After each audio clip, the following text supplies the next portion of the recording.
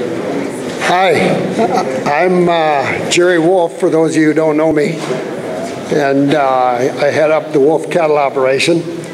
I would like to take this opportunity to welcome everyone.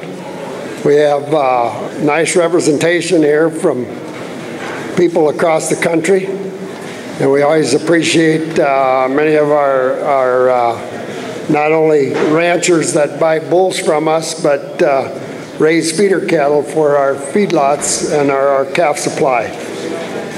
I know I've said it before, and we can't say it enough, how much we appreciate your confidence in our genetics, and that you take our genetics and then produce those feeder cattle that we like to see back in the feed yard. So also this seminar, we've noticed, has gotten to be pretty popular the night before the sale. You know, and as we plan for this, we get this week behind us, we'll start thinking about next year.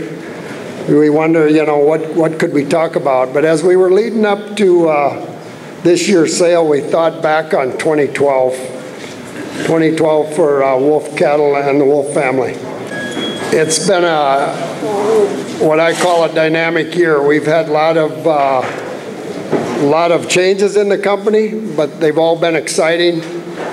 And I think with the additions that we've made to the company and how we've grown both with people and projects, we're going to be a lot stronger company going forward. And we thought that in the spirit of transparency and showing you what's all transpired with Wulf cattle in the last 12 months, we'd be good to just do a seminar on what's all happening at Wulf cattle.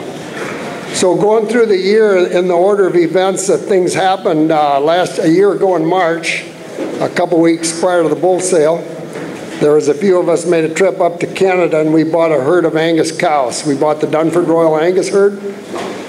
Then in June, we joined forces with Riverview LLP, another agriculture operation in the area that we've been involved with for a couple of decades. In July, we entered into a semen sales agreement called Breeding to Feeding with Gen X. And in December, we purchased a ranch in north central Nebraska, in Atkinson, Nebraska. And then last but not least, I'm going to share with you just a little bit about how we've really added to the team, and Wulf cattle is a much larger team, and that's what I would like to do, with the hope to accomplish with the program, is get you all acquainted with more of the new team members for Wulf cattle. I'll be introducing Casey Fana. He's going to talk to you, and that was the beauty of buying these Angus cows, is we got to bring the herdsman with them. Casey was the genetics mastermind behind building this cow herd. The cow herd was called Dunford Royal. Stan Dunford was the owner. He'd been a friend of mine for probably 25 years, very astute cattleman, used to be in the limousine business. Casey is also no stranger to limousine. Prior to going to Canada 15 years ago, he worked for several large limousine operations. He helped Wulfs get ready for several bull sales 20 years ago, so he was very familiar with the Wulf program. If you hear people say Wulf got Angus, that doesn't mean we've turned the lights out on limousine. We still believe in crossbreeding, and we'd like to buy limousine cross calves. I mean, without a doubt, I mean, it's no secret that Angus cattle dominate this beef industry on the cow side, and rightfully so. You know, they're noted for their marbling, their maternal value, and of course we all know the brand recognition that they have at the meat counter and at the restaurant. And a lot of the beef we've sold through the feedlot, probably 2/3 to 70% of the cattle we sell get sold under an Angus brand. So Angus cattle are here to stay, we believe, and they're part of a planned crossbreeding program. So we wanted to become a full-service supplier and just offer genetics for both sides of the equation. And we feel that limousine and Angus complement each other very well. Then in mid-year in June, Wulf cattle joined forces with Riverview LLP, and this evolved over I would say the last 50 years. And you're going to get to meet some of the primaries that made up Riverview. You're going to get to meet Lloyd Fair and Gary Fair. Lloyd was the founder of Riverview Farms, and Gary is acting current CEO. They built their first dairy in 1995. They give the Wulf family the opportunity to partner on that dairy. And we've been partners in the dairy business ever since, as they grew that business to what it is today. And as Gary and I were sitting down and talking a year ago, I asked him if he wanted to partner back in the beef side of the business, and he said sure. And we just decided to pool our assets and join forces, and we're operating as one company, with Riverview being the parent company, and all beef operations still operate as Wulf Cattle. So we're very excited to be part of a larger operation and partners with Riverview. So now as a company, we're very diversified. We have 3 large segments. We have a nice presence in both dairy, beef, and then crops. And with that, we've added 2 feed yards in Nebraska, one in Atkinson, a 7,000 head yard called Eagle Creek in Atkinson, and then a 13,000 head yard in Bassett, Nebraska called Pine Creek. So we've added 20,000 head to our pen space. And you can see there on the slide, in 2011, we marketed 24,000 head. We're projected to market 42,000 head this year in 2013. So we have been in the market to buy more feeder cattle. And as we've been doing, we'd like those feeder cattle to be made up of Wulf genetics, because we know how they perform in the feed yard. Then in August, as I mentioned, we entered into an agreement, a partnership with Gen-X, which is the 2nd largest semen company based on annual sales in the country, in a project called Breeding to Feeding, and that's taken limousine cattle to the dairy industry. There's 9 million dairy cows out there, in which 1 million of them are Jersey influenced, and limousine complements them very well and adds value. You know, it's been a challenge, and as that breed, particularly the Jersey breed, is gaining popularity for its efficiency of milk production, their challenge was finding a market for those bull calves, and we can help them do that with limousine cattle, and we're going to talk about that. Then in December, Gary and I found Sandy Ridge Ranch down in north central Nebraska. That's about 20 miles north of Atkinson. The north edge of the ranch is the Niobrara River. There's right at 17,700 total acres.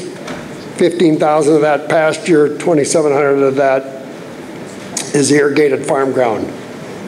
That ranch is going to be designated just for raising genetics. There are going to be registered cows down there that will be AIing, and then commercial cows down there that we put embryos in and be raising ET calves. We're permitted to put in a 4,000 head feed yard. That's where we're going to be growing our breeding stock. That feed yard will be for growing bulls and replacement heifers. Picture you see on the right there is the Grow Save system. That's we'll be collecting feed efficiency data where we're measuring individual feed intake on the bulls. And hopefully here, starting next year, we'll have feed efficiency data and RFI data on the bulls. And we soon hope to have an RFI EPD and incorporate that into our bull indexes that we've been providing for you in the catalog. Because as feed's gotten to be a huge cost, as all of us know, it used to be corn was high, now both corn and fiber is high. It's not cheap to feed anything anymore, so we want to really focus hard on breeding cattle that we believe are already efficient and make them even more efficient.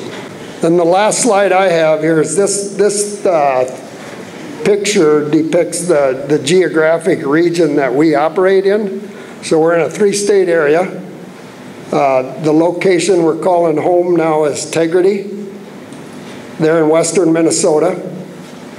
And in north central South Dakota, We have Wulf Cattle Depot, that's a 10,000 head feed yard that we do primarily backgrounding. We do about half finishing there in the summer months, and then background cattle there. That's where we start many of y'all's calves in the fall of the year. We also have Golden Hills Ranch, 25,000 acre stocker ranch in McLaughlin, South Dakota. And then in Nebraska, we have, as I mentioned, we have Pine Creek, Eagle Creek feedlots, 20,000 head capacity, and then Sandy Ridge Ranch. You can see how large our team is. You know, I've always felt, and many of you knew my dad, he believed in a lot of things, but one thing for sure was hard work. And I think it was my good friend Wes Ishmael that said once, when he got to feeling sorry for himself, it could have been worse, I could have been born a wolf. But we partnered with a family and a company that's got a strong work ethic also. But I'm very thankful to have a much larger team around.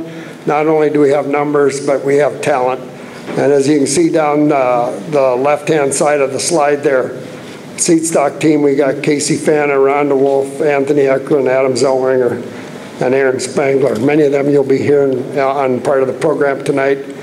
Then the value-added team, they oversee all fed cattle in all the feed yards. We got Mike Wolf, Nate Knobloch, and Bob Metzger. Mike's back there in the corner. They've been responsible for getting calves purchased and into the feed yard and into the right program. So feel free to visit with them if you all got cattle for sale. The Tegrity location is that's home here. That's managed by my nephew Kurt Wolf.